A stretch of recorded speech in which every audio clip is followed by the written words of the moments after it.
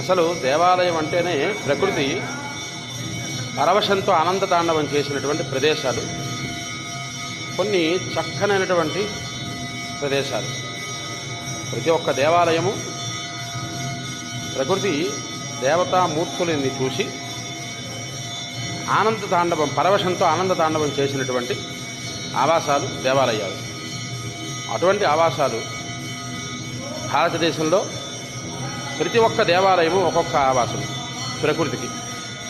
దాన్ని మనం పాడు చేయకుండా, ప్రకృతిని ప్లాస్టిక్మయం చేయకుండా ఈ ఆలయాలని మనం కాపాడుకోగలిగినటువంటి రోజునే, మన ధర్మాన్ని మనం నిలబెట్టగలిగేటటువంటి రోజునే మానవ జన్మ ఎత్తినందుకు రామో విగ్రహవాన్ ధర్మ, రాముణ్ణి స్మరించుకున్నందుకు ఆ ధర్మాన్ని తప్పిపోకుండా మనం జాగ్రత్తగా నడుచుకోవడమే మనం చేయవలసినటువంటి ప్రధాన కర్తవ్యం.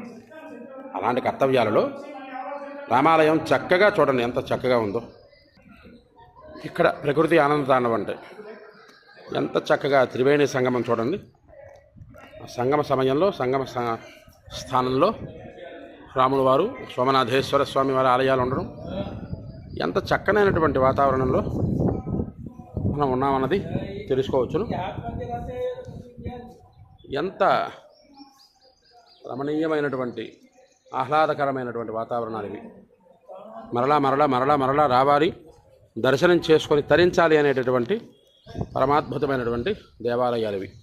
హరి ఓం స్వస్తి.